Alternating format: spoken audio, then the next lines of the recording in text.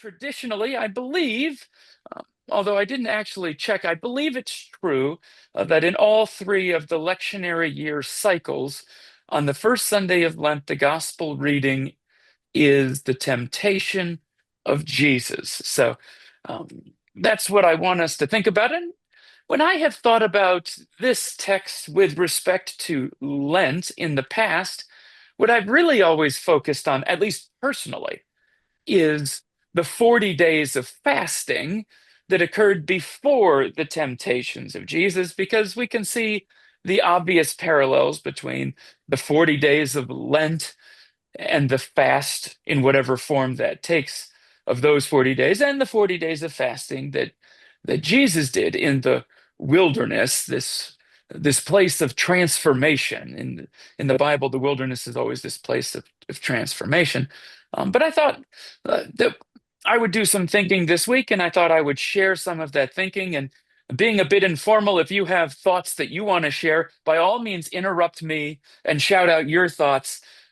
As we saw on Ash Wednesday, Carol had better thoughts related to the sermon than I did. So always good to spread the wealth and learn from everyone. But I was thinking about temptation, and I had a birthday not too long ago. I don't like to advertise that, but I got a phone call from a friend of mine who has been a good friend really throughout my life. We met at the bus stop for kindergarten and have stayed friends since then. Um, and so we're the same age, and he called on my birthday to say happy birthday. And I was asking him about life and was checking in on him because this friend of mine has a 16-month-old child, his first and only child, 16 months old, and he's 44 years of age.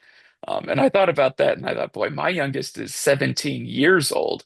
I cannot imagine what it would be like at this age to have, a toddler running around. And those of you that have had children, like you can imagine, like that has to be exhausting. So I was checking in, and seeing like, how's it going with Elowin? That is his child's name. And by the way, I think that's just a beautiful name, but how's it going? And he said, well, she's walking and that's okay. But the real struggle that we're having comes at meal times because she started really to express her preferences in the food that she is given. Like, she will make the worst faces if you give her something that she doesn't like. But if she mildly doesn't like it, if she really doesn't like it, she makes a face and then she spits it out. And then, you try to get the spoon, and many of us have been there, right? You try to get the spoon in, and they're pushing it out with their tongue, and it's like, this is just not working. And he bewailed the fact that I think, again, many parents have bewailed in the past that the things that Elowin likes to eat are not the things that are best for her. And the things that she spits out tend to be the things that are the best for her. The veggies, yuck. No, thank you. Like the sweet potato, which is maybe not the worst thing in the world, but the sweet things, ooh, yeah, give me all of that. And I think that's probably common for us even into adulthood. It's the sweet things, the things that aren't great for us that we like, and it's the things that are probably best for us that maybe aren't our favorite. I've never had a conversation with an evolutionary biologist about this, but this seems to be a bit of an evolutionary mistake. Like, why is it that we don't love the things that are good for us? Like, why is it that we don't look at a salad or a kale tonic and say, yes, please, as much as we do when we look at a cupcake or a cookie or something like that? Probably deep in our past, right? We needed sugars to survive or something like that. And it's just, but it doesn't, that's not just true for foods. And I don't think I'm alone in that, right? The good habits of life are the things that tend to be harder for us to do, Going out and exercising is harder than it is to just relax. Studying is harder than letting ignorance wash over. We could come up with lots of examples. You can probably think of examples in yourself. It's easier to let other people think for us than it is to think for ourselves. But none of those things are better. They're just easier. And so we don't, I don't think, because of this, tend to look at the things that are good for us as temptations. Again, we don't label that kale tonic a temptation, right? We don't look at work as a temptation. We don't look at exercise and say, oh, that's a temptation of mine. It's the other things. It's the things that have more calories than you can comprehend in one serving. Those are the things that we look at and say, that's a temptation. It's those things that hurt us, but perhaps feel good in the process. And so when I was thinking about the temptation of Jesus, and I was thinking about how that could be a place of learning for us as we deal with temptations, I came in with that sort of presupposition, namely that temptations are generally the bad things. And so the things that Satan or the devil or the tempter or the accuser, whatever title you like to use, this character in the story is probably going to be tempting Jesus with bad things, right? That seems to make sense. That seems to follow. But if we look carefully, that is true, I think, only for two out of the three temptations. The first temptation is when the devil says to Jesus, well, you've been fasting for 40 days, you're famished. Why don't you turn these stones into bread? And when I think about bread, I don't necessarily look at that as a bad thing. Eating, again, can be problematic for some of us. Bread can be problematic for some of us. But for Jesus, it wouldn't have been a bad thing for him to eat. He recognizes that in his response. Man does not, or one does not live by bread alone. We all need bread. We all need to eat. And so that got my thinking into, well, what does temptation look like when what we are tempted with is not in and of itself or inherently bad? Because I think that is more difficult. And to use another $5 word, I think that is more insidious. Because it's obvious to us when we are tempted with something bad that we shouldn't do it. I think that's true. That's true for me. I think that's true for you. I imagine that is true for you as well. That, that second piece of chocolate cake, obvious. Maybe I'm hungry. That's why I keep going back to this. But maybe that second piece, like, obviously that's not right. Cheating on our taxes. We know that that's not right. We might be tempted to do it, but we know that that's wrong.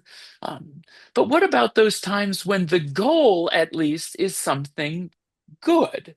When what we want to accomplish will be beneficial in a healthy way, then how do we first recognize, I think, that that is in fact a temptation, and then how do we sort of um, war against, resist that temptation? And I'm not sure we'll have the time to answer all of those, but uh, I think there's some interesting things that we can find in this story when we look at it from that perspective. And again, the first thing that I want to think about is this idea of Jesus turning stones into bread. I'll pause and say that I have never been tempted to turn stones into bread. Have any of you ever been tempted to turn stones into bread? No, not a temptation that we have because it's not something that we can do. Although I think metaphorically speaking, maybe we do sometimes turn stones into bread when we sort of maybe try and cheat people out of things, or it's like, hey, let's exchange bread for bread, but I really give you a stone and you give me bread. This is sort of metaphorical, of course, but maybe when I leave work a little bit early, when I shouldn't be saying that to the people who am, oh boy, we have like all of our wardens. I have never done that in my life, nor have I ever been tempted to do that in my life. But I could conceive of a person who would be tempted to do that. They're being paid for something, but they're not giving legitimate work for what they're being paid. And I think in some ways that's turning a stone into bread, right? And I'm selling you something that's worth $5,000, but I'm gladly accepting $10,000 for it. Am I turning a stone into bread? maybe in some sort of metaphorical sense. But again, I don't think the miracle is the problem. Jesus performs miracles, and I don't think even to say that it would be a self-serving miracle would necessarily be all that problematic. I think, and I think this is obvious, but I'm just sort of making it more difficult than it needs to be. The problem comes from the fact that it's the devil who's telling him he should do it. It's the devil who's sort of whispering in his ear, "Oh, aren't you hungry? Oh, look at that stone. Wouldn't that be just a delicious loaf of fill in your blank pumpernickel for me?" Other options are out there. Sourdough, maybe. Rye, I don't know what it is that tickles your fancy, but um, I think we all have somebody who's whispering in our ear that we ought to do something. And I think we have to be very sort of black and white in a way that isn't realistic. There are good guys and bad guys who are whispering in our ears to tell us to do things. I watched the Super Bowl a couple of weeks ago. Some of you may have watched the Super Bowl a couple of weeks ago. And what we know just as a cultural reality is that stuffed within the action of the football game are all sorts of advertisements. Um, and you don't need me to tell you, we're all adults. We've all lived in the United States for a long time. We all recognize that there are a lot of people who are whispering in our ear all the time. And many advertisers have given up whispering and they're just shouting in our face, right? They're billboards, buy this thing.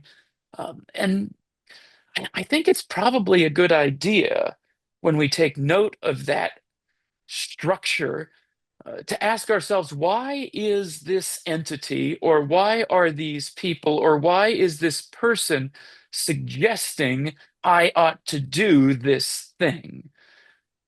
And I don't want to come off as unduly cynical, but I think more often than not, when people are whispering in our ear or shouting in our face, it's because what they're encouraging us to do will benefit them in some way. I think for corporations, that's pretty obvious. If you buy our products, that's going to be good for our bottom line. So the more people who listen to us, the better off we're going to be. The shareholders are going to be happy, et cetera, et cetera, et cetera. We understand that, but uh, boy, there have been plenty of times in my life, and I bet you can think of times in your life where someone was whispering in my ear something that ostensibly would benefit me.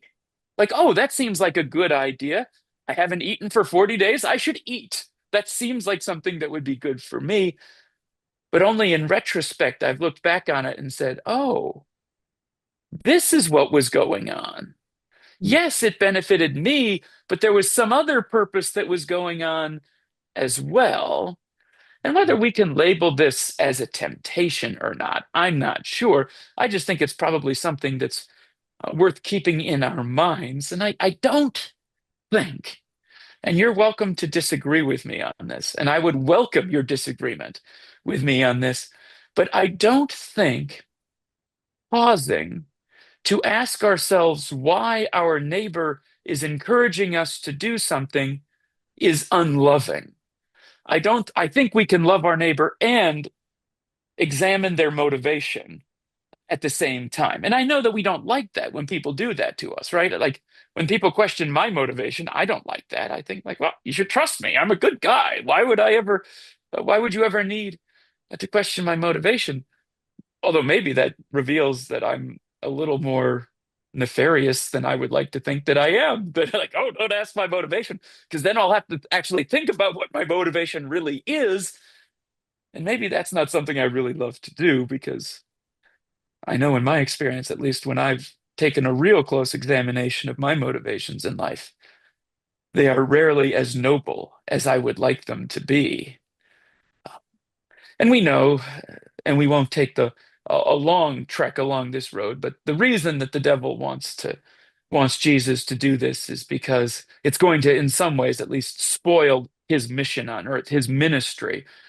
Um, and so I think this story reminds us that we ought to examine motivations, whether it's in other people or in ourselves. And while we're at it, we might as well examine our attitude as well, because I think that's at the heart of this second temptation that Jesus is faced with, where Jesus is brought to the top of the temple, and the devil says, well, throw yourself off the temple and the angels will catch you, because the scriptures say that, they won't let your feet touch the ground. And again, this is not something I've ever been tempted with. I've never been tempted to climb on top of a building, let alone climb on top of a building and throw myself off of it.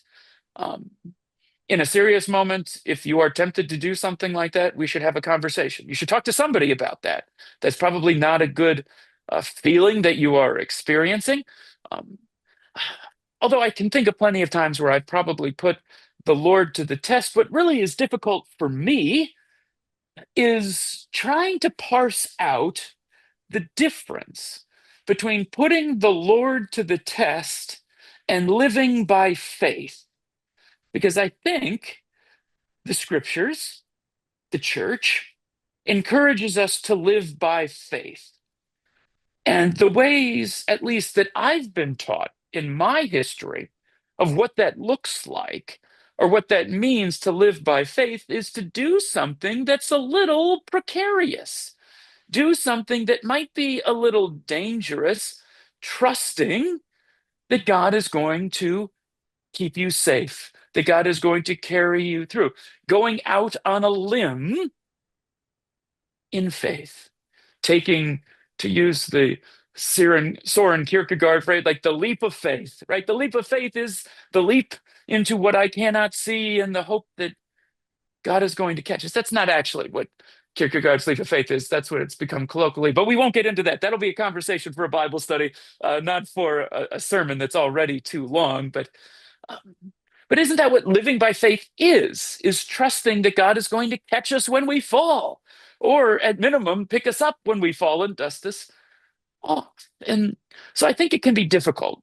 And I think in some ways, the perspective from the outside might look exactly the same. And what is different is really only what's internal to us, the attitude that we have. Falling is unintentional, throwing yourself down is intentional.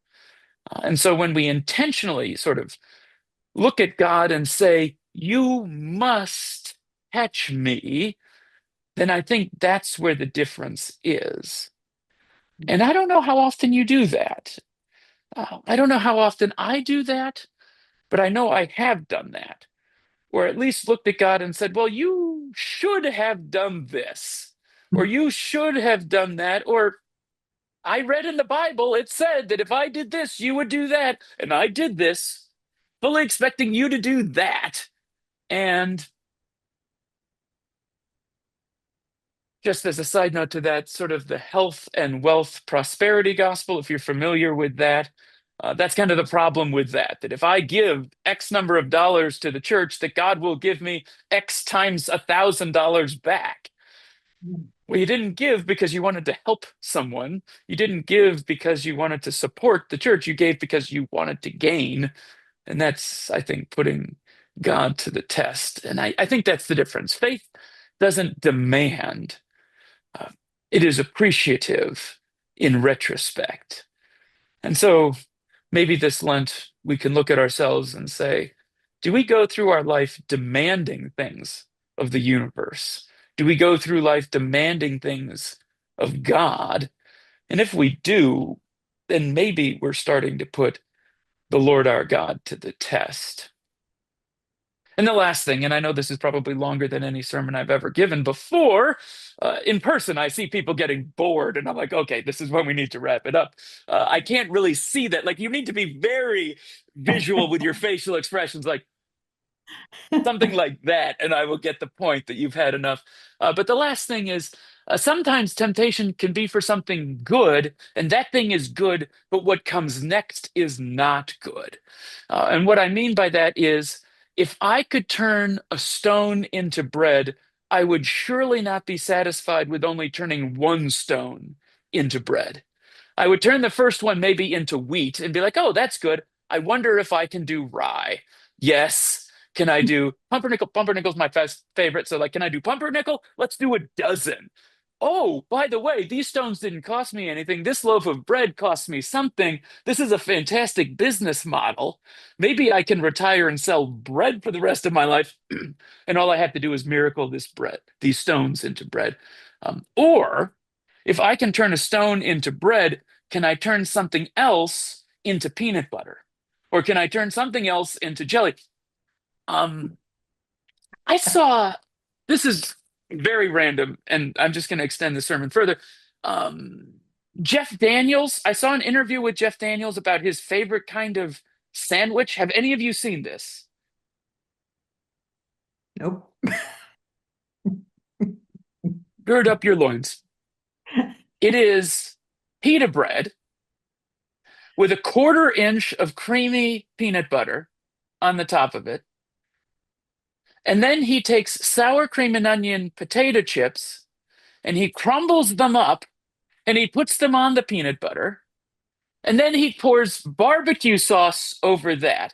And he might do something more, but at that point I turned off the video because like I could not stomach what was happening. So maybe if you could turn it into pita bread, you'd be like, oh, where's the barbecue sauce? I don't know. I had some lovely vodka sauce on Friday. Maybe I'd turn some into that, dab it in there. My point is this. I don't think and I maybe am projecting, but maybe you wouldn't be satisfied with just one loaf. We'd probably want to push that. Um, have any of you ever heard the book, If You Give a Mouse a Cookie?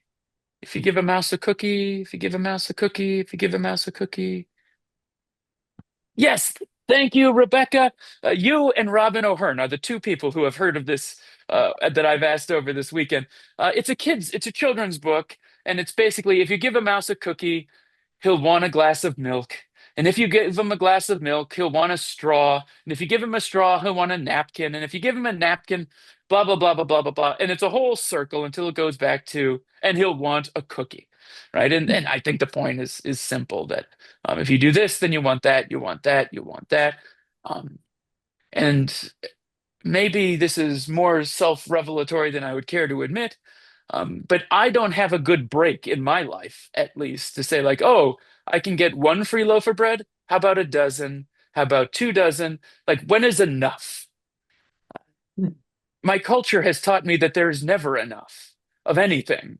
And so I'm a product of that culture. Maybe you are too.